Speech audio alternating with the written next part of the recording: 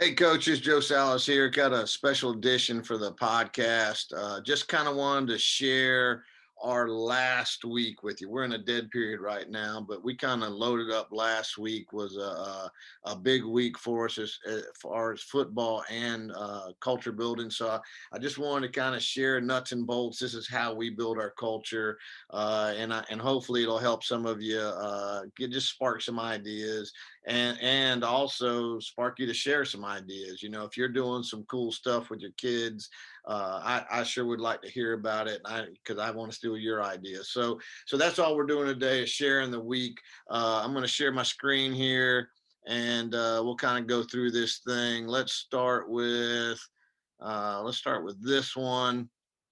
This is our July calendar. In North Carolina, we've got two built-in dead periods. We got the week of the 4th, and then we got a clinic week, which is what we're in right now. But what I want to talk about is this week right here. I don't know if you can see my cursor here, but the 11th through the 17th, which was the last week we had before we went on the dead period. We practice in the morning. We go because we've got the dead periods and because we give them most of June off. We do a couple passing league tournaments in June, but for the most part, we give June to basketball and baseball, and we really focus in July. So we go in the morning time from 8 to 12:30. We On Tuesday we did our morning, then we came back that afternoon and we had a home passing league, and we had the big boys there too. So we had 7-on-7 going, and also we had like a big man competition. They got to do pass pro and a bench combine, and then they went out and played speedball afterwards. So trying to make it fun for them. Wednesday was just a normal practice, and then Thursday I got a buddy of mine down in South Brunswick, at South Brunswick High School. Rocky Lewis was kind enough to invite us in. We got to bring our skill kids and our big boys, and we got to throw in the morning, and then he's down at the beach. So then we took our kids. He told us the perfect beach to go to. So we loaded up the bus and took all the kids to the beach. After the 7-on-7, we ate breakfast on the way down and lunch on the way back, and got them back to the school by 5 o'clock. And it just turned out to be, it was a good day of football. Had great competition down there, and then also a lot of bonding. We kind of got jammed up on one bus, so we had probably more bonding than we wanted. But it was just a great activity for the kids that really didn't cost us much money. We had to pay for the gas there, and I told each kid to bring $10. They had $5 for breakfast, $5 for lunch. We always stop at Mickey D's, and I got a picture of that. But just a good bonding experience and good football work. And then that Friday, we call it team night, and that's when this thing kind of evolved over time. It used to be a sleepover, and we'd get up at 6 in the morning and have our final practice and send them home. Then it turned into a midnight madness where we'd have a practice at midnight and then send them home. This actually said 8 to 1 a.m., but I'm getting old, so we really went 8 to 10 p.m.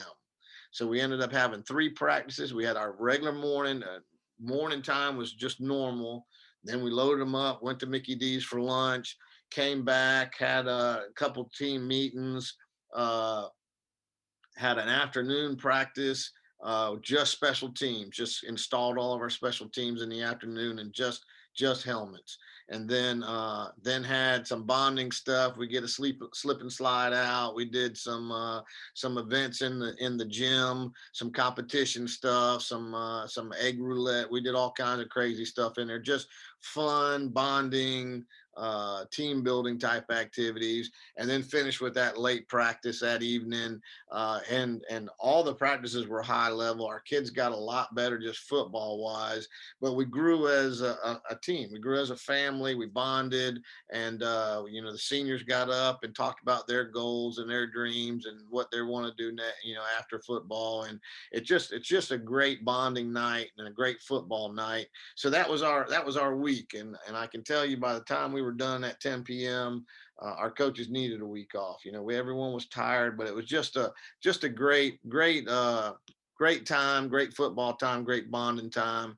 Let me see where this thing went. All right, so I'm going to just walk you through these pictures. Here's the slip and slide deal. This thing, I bought this thing at Home Depot probably 5-6 years ago. It cost $100. It's just pretty thick plastic, and I've used that thing ever since. So it's been one of the best investments I ever made.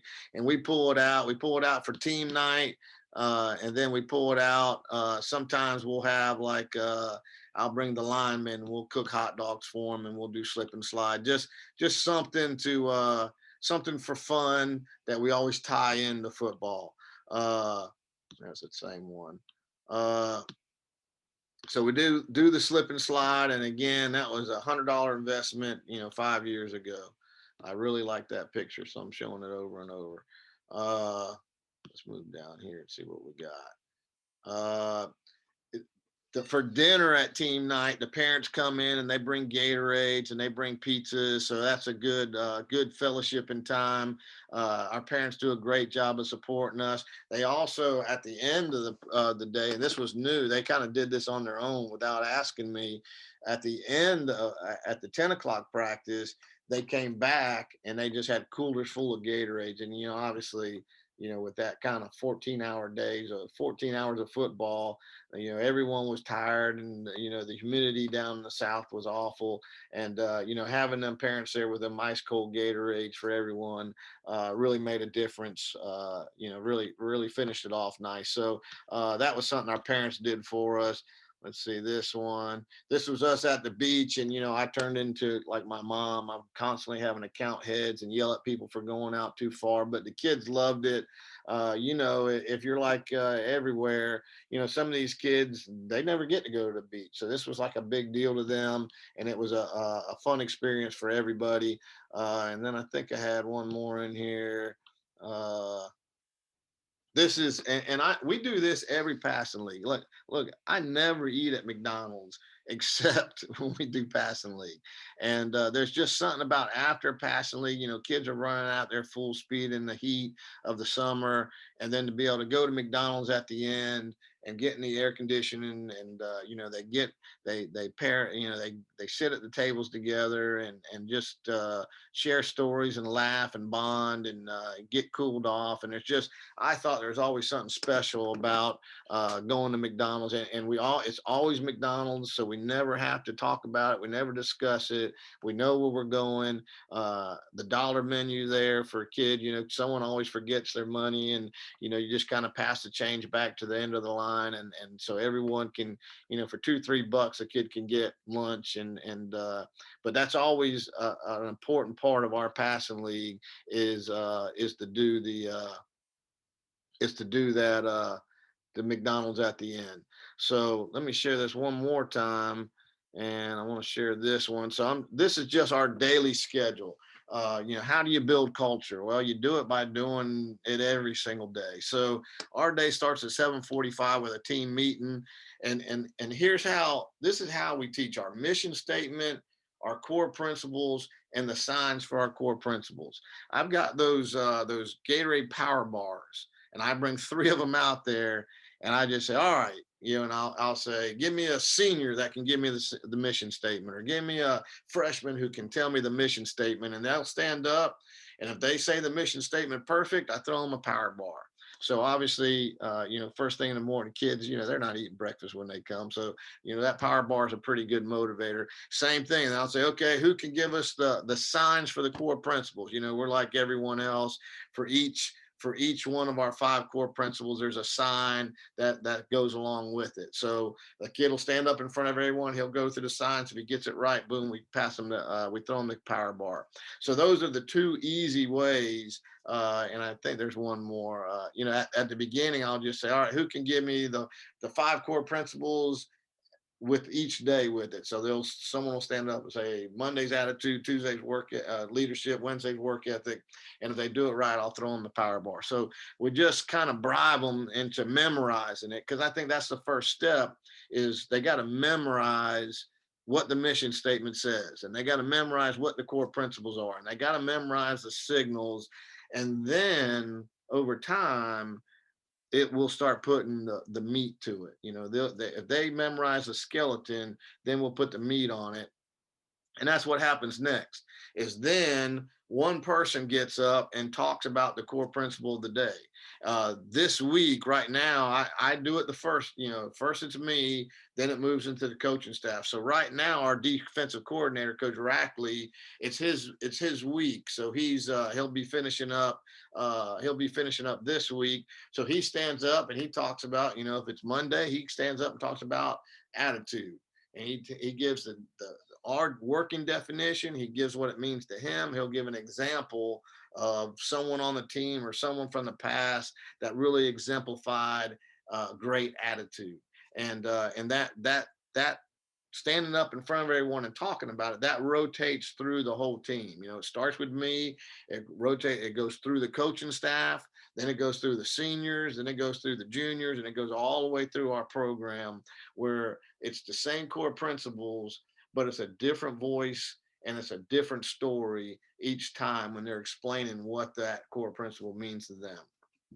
Then and I've just assigned this to Coach Rackley, and he's done a great job. Is we use the daily dominator, and I told him, he don't have to go by the day. That there's 365 of them, so he could go by the day. July 26th, there's a message there, but what he does is he reads through and finds a topic or a lesson that he thinks really applies to us right now, and that's what he uses. So he doesn't necessarily go by the calendar, he goes by the message, and he always does a great job, and that's his baby. He reads it, he explains it, he asks questions, he'll call kids out and ask questions. It's a really good activity, and it's all about it's all about the mental side of the game. Then our linebacker coach, Coach Beasley, he gets up, and we got a speaker, and he'll pick either the success hotline for the day or the hard 90. And both of those are about 3 minutes long. And he doesn't play them both. He picks one or the other. So he'll listen to them. He'll decide which one is best for that day, and he'll play that to the team. So the team's hearing 3 minutes worth of Dr. Rob Gilbert or the hard 90 message. And again, all about the mental side of the game. And then I'll give a few reminders, and we're out to practice. We practice 8 to 9:45, and we're very strict, during the summer, very strict on, we're going by our insertion schedule, and we're only doing that day's insertion. So we will not run plays from a different day. We're only using plays from that day. And then we always finish with a competition period, and that's where you get the gold jerseys. So whatever side wins, they get the gold jerseys the following practice, and that has become a bigger and bigger deal. It puts there's very fiery competition, and it's and they're angry if they don't win, and they're excited if they do win. After practice, we got our duties. Freshmen clean the field, all those kind of things that happen. Then from 10:15 to 10:45, we do mental performance mastery, and that's the Brian Kane program. And we paint by the numbers. We watch the video, we fill out the worksheet, and then we discuss it for a few minutes. And it's all about the mental side of the game, just trying to get an advantage, trying to get a competitive advantage by being great between our ears. And then from 11 to 12, we lift. We're 4-day-a-week conjugate system. So it's, we got 2 uppers, 2 lowers. And if we're there all 5 days, we'll do a CrossFit. One of those days will be a CrossFit. So five lift days. And then we give awards, and the awards are all based on that day's core principles. So it's, if it's Monday attitude, we want to highlight guys who have great attitudes. And all we're doing, if we've got a refrigerator full of cold Gatorades, and we call them out, we tell them what it is, and we throw a Gatorade to them. And we're giving out 4 to 6 of those every day. and just rewarding guys who are really living the core principles. And then after that, we do a thing, and right now it's still with the seniors, but it'll work all the way down through the team. And it's just called I've called it the circle before, but it starts out. I have a senior stand up, and just very briefly talking about a minute, 2 minutes. They tell their story, where they were born, where they're from. They tell who their best friends are on the team, and then when they're done talking, what their parents do for a living, all those kind of things. Then when they're done talking, I always start it and I say, I like Mike because, and I'll give a few reasons why I like this kid, something he's good at, something he brings to the team. Then it goes to the coaches. All the coaches will do the same thing. I like Mike, and they'll tell why they like him. And then it goes to the kids, and the kids, they'll start raising their hands and they'll start explaining. Some of them, they'll say something funny. Some of them, it'll be heartfelt. But it just ends up being like 5 minutes worth of everyone telling this kid why they like him and pointing out his strengths, not talking about his weaknesses. And we, even when we set this thing up, we talked about that. There might be 20 things you don't like about this guy, but you got to focus on the one thing that you really do like about the guy. And it just turns into a very positive growth experience particularly for the kid. So that's it. That's our day. Then we send them home. If we have a passing league that even, we'll come back and do our passing league. But we're getting down to the end of it. We got one more week of summer, and then we're in the mandatory. August 1st starts our mandatories, and then it's on. So just wanted to share with you how we do it. I hope that helps you. I hope it sparked an idea or two. Please, in the comments or on, hit me up, DM me on Twitter if you've got some things that have worked for you. Please share your ideas. I just want to throw this out to maybe spark an idea or two for you. Hit me back, give me an idea or two, because I'm always looking to get a little bit better. All right, man. Please like, share, subscribe. You can watch this on YouTube, or you can hit it on the podcast platforms. But I appreciate you, man. Thank you.